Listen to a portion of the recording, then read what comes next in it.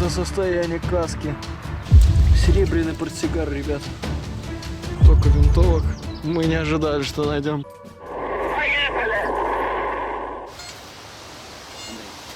Я ж как, я бегаю, ставлю сигнал, я же могу слопаться.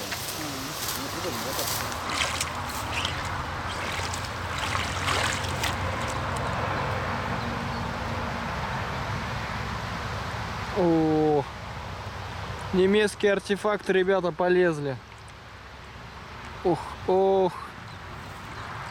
Антураж ее разбила как... Ох, но она красотка.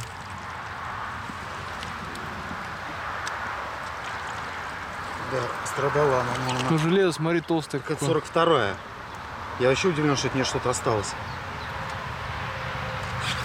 Полоснем? Угу.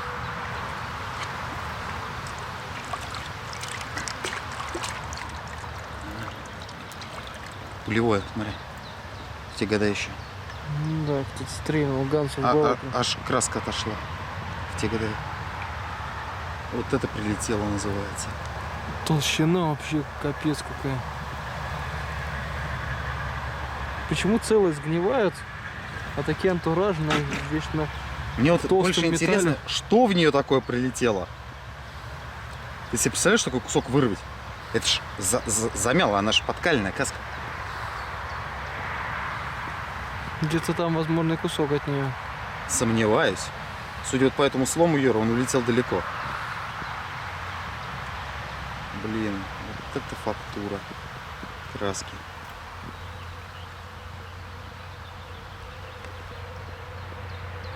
Вот это состояние каски. Она практически новая. Если ее не поворачивать. А если повернуть, то совсем другая картина. Но она суперская. Да, она вообще огонь. Называется вот это антураж. В перекрасе.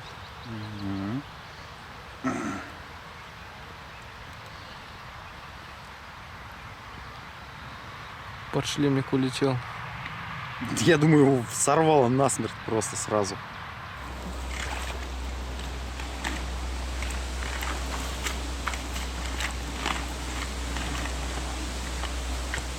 Андрюх, крюк прихвати на обратном пути. Я что, попал на канал?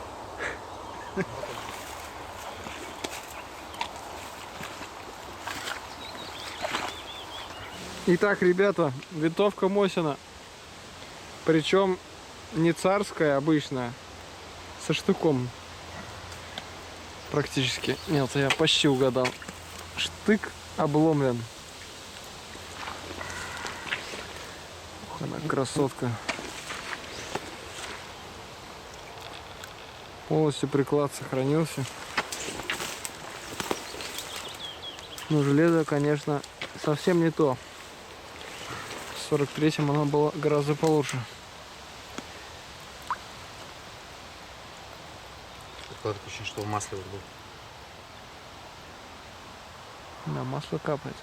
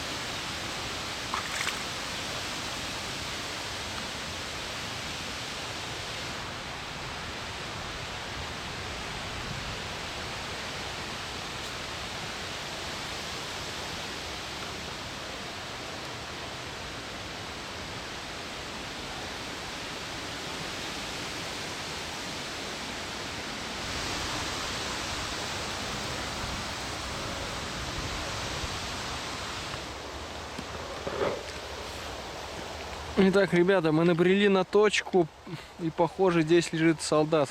Ну, пока Костя не найдем, то не поверим. Миша чувствует всегда такие места.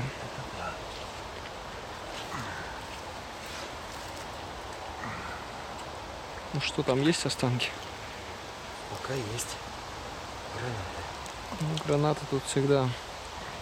Стандартный набор. 3 гранаты, наверное. 2 гранаты как минимум у солдата.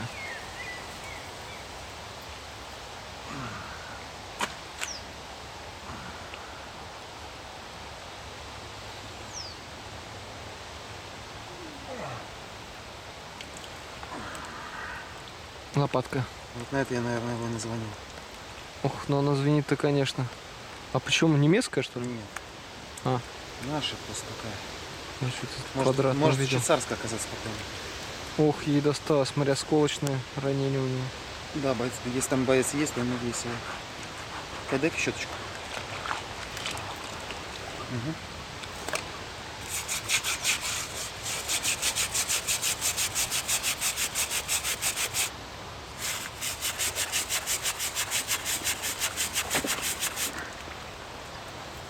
Сейчас изменились.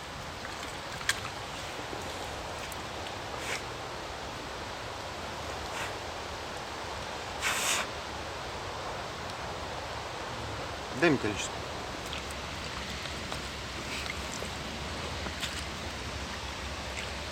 Тоже инициал или фамилия?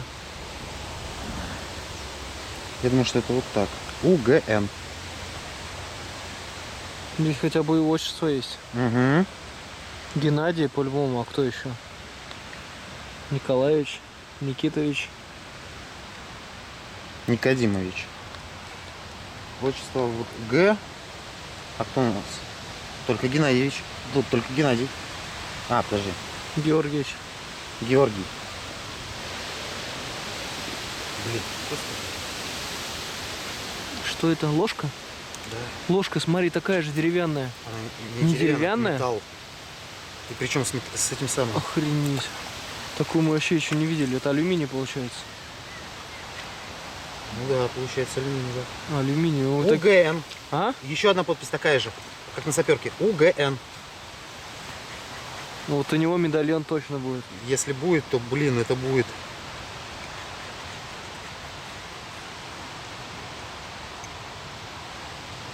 Первый раз такую ложку вижу. Она такое ощущение, что самодельная какая-то. Из чего ты ее сделаешь? И как главное? Тут литье. Может, ну да. Вот тут еще что-то написано. Что-то еще нацарапано.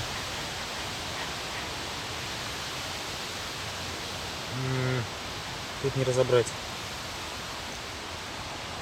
Блин, классная ложка. Такой первый раз встречаю.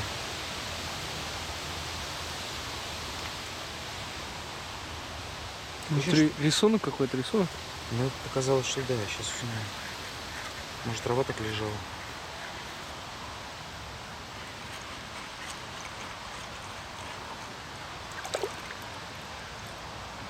Да, рисунок. Листик.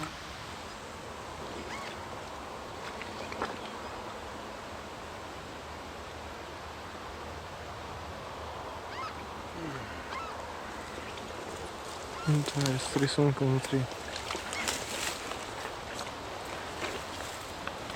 Это реально была ложка-вилка. Слушай, с обратной стороны след от зубчика. Ух, и фляга у бойца была. Вся простреленная, смотри. С крышкой.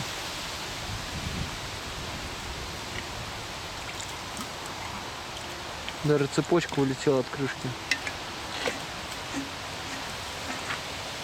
Я первый раз так легко откручиваю. Резинки, видимо, не было просто, поэтому так легко открутилось.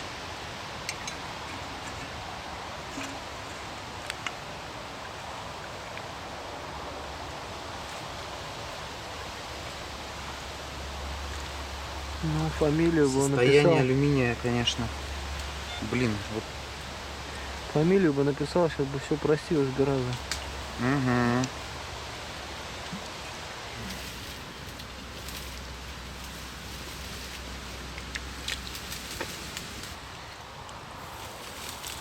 подсумок.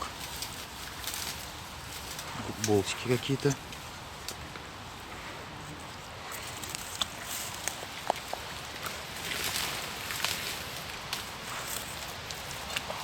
Оп, мундштук.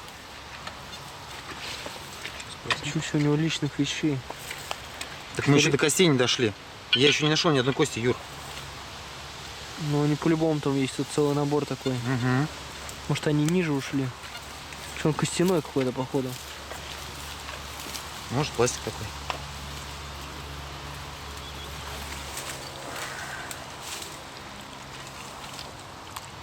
О, противогаз сам.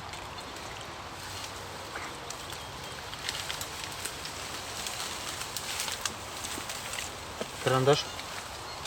Ух. В гильзу одет, ТТшную. Блин, у него личных вещей, блин. Если там боец, то я первый раз здесь на болоте такого встречаю.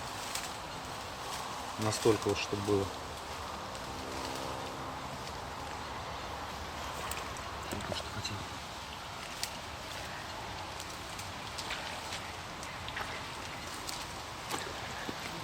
Оп, что это? Что это? Оп! Охренеть! Это портсигар, походу. Не открывай. Пойдем в воду сразу же. Пойдем. Серебряный, походу. Ну, смотри, как после щетки сразу блестеть начинает. Серебряный портсигар, ребята. Это подачки, по-моему. Ну да.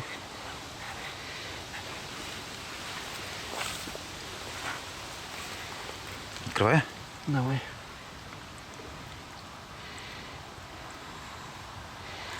Пусто. Мне кажется, ты все вынул оттуда, пока я не снимал. Ткань внутри была. Тебе ли не знать?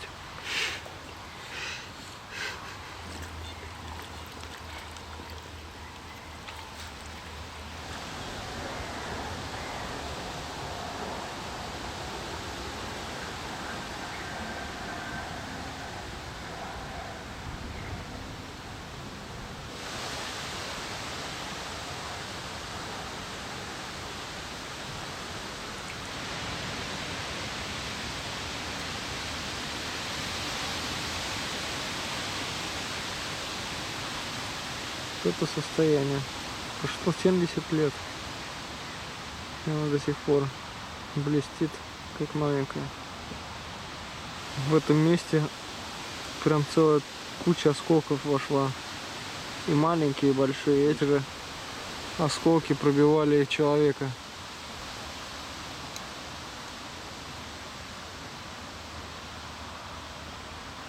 Там крупный сигнал?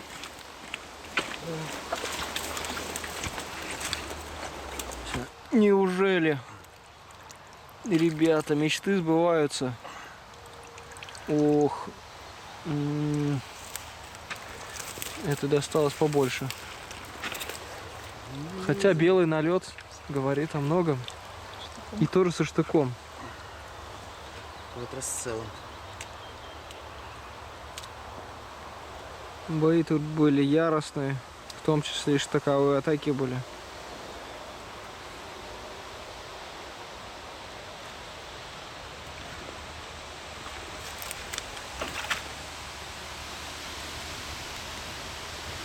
Дерево явно тут досталось ему больше. Да глубина небольшая. Опа, смотри-ка. Веревка. Да, смотри. Может быть, ремень порвался? Или кольцо отвалилось? Нет, скорее всего, ремень порвался. Смотри, кольцо есть. Боец привязал веревку. Может быть, после войны кто-то игрался. Угу. Кто знает. Попалась винтовка Мосина. Андрей нашел на Деус. Как обычно. У нас сегодня реклама Деуса целый день.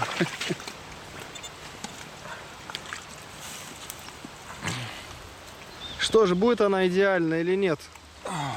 Ух.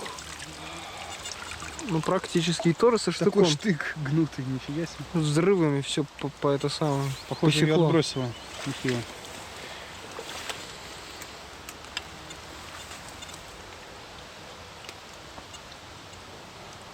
И магазин оторвало.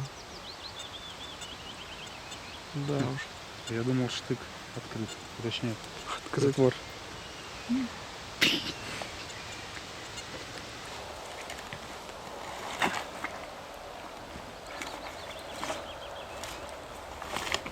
Миша говорит о ней в женском роде, значит там винтовка Мосина.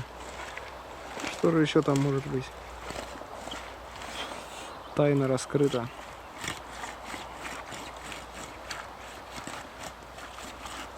Ну и по форме ямы тоже можно догадаться, что это винтовка.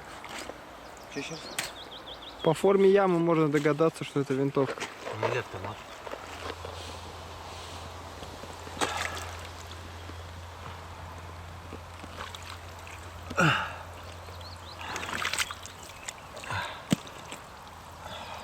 Магазин сгнил. Вообще сгнил, да? За подлицо, получается, к винтовке. Да. Но сама она в налете в белом. Известковом. Тоже сгнила. Надо помыть? Я думаю. Даже спусковой крючок сгнил. Хотя глубина была большая, залегание. Надо проверять на солдата. Вполне возможно. Опять же, дерево идеальное. Железо. Железа нет.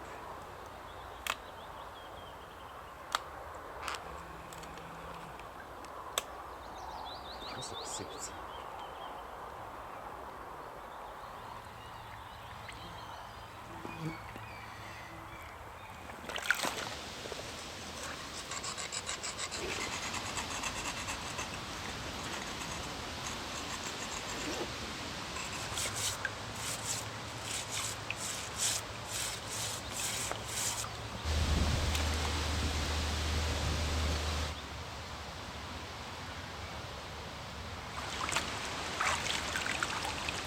Да, винтовка почти идеальная, если не брать в расчет магазин и нагель.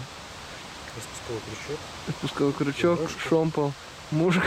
Клиник, от которого Все, вообще ничего не осталось. все эти ременные, как называются, забыл? Ливерс? Нет. Нет, не помню. Там все навесное оборудование, только дерево осталось. Зато ствол совсем в другом состоянии.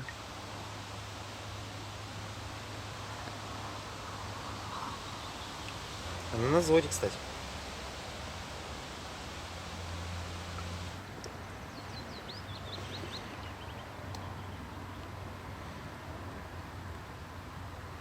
Итак, сейчас будете наблюдать рождение пистолет-пулемета. Как они выходят из болота на свет. И спустя 70 лет. Ух. И ремешок сохранился.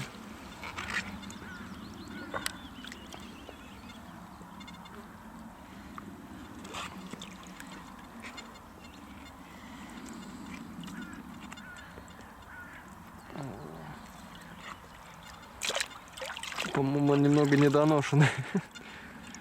Блин, почему так? Ранний ППШ, ребята, видите эту прицельную планку секторную. Но болото не выбирает жертву. Она косит всех, оно косит всех. Только дерево она оставила. Природа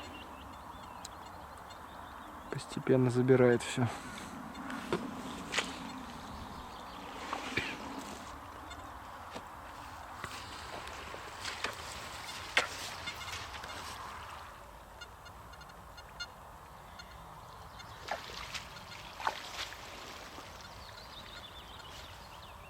Вот такой ППШ в идеальном состоянии. Таких идеальных давно не находили. Просится прям на полку. Смотри, сколько осколочных у него в прикладе. Угу. Так вот, тут тоже это осколочное. Здесь вообще его размочалило. Посекло его конкретно, конечно. Может, поэтому погнил тоже. Столько винтовок. Мы не ожидали, что найдем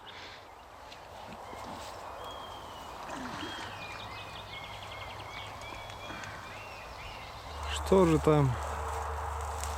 Ох. Пистолет-пулемет Шпагина, ребята. Что он неплох. Сразу видно. Год видно. 43-й год.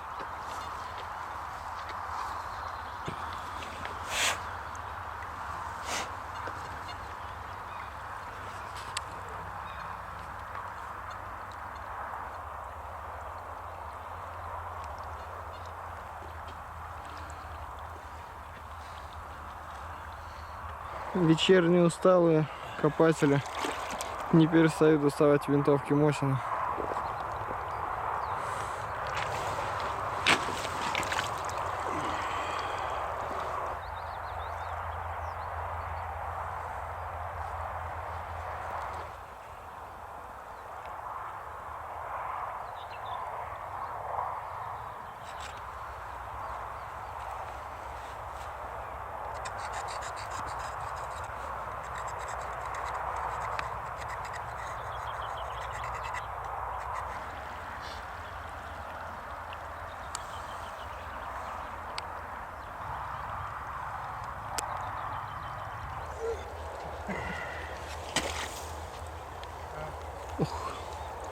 А мы же находили тут тоже, Ну, это рядом. было там ящиком. ну тоже 45-ки. Да. Видимо, здесь противотанковая пушка стояла. Я бы сказал танк. А? Я бы сказал танк. Думаешь, с танка? Т-60. А, ну вот, видишь, они, да, взорваны. Винтом его скрутил. 40-й год.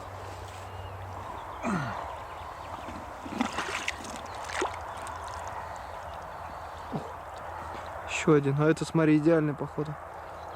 И он еще и Бронебойный. бронебой. Совсем нечастый. Сделай пару шагов назад. Я в твоих следах. Помню. Смотри, гильза как из золота сделана. Ух, смотри, линии на нем какие.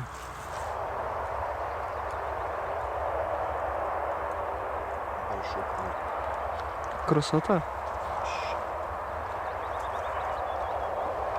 Всё.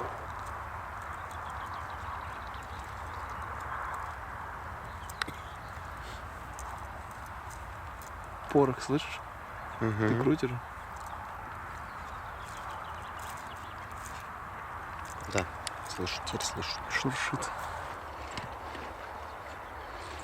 Может, конечно, тоже вот так. 42-й этот год, кстати говоря. Ох, беда с ним, осколочно-фугасный.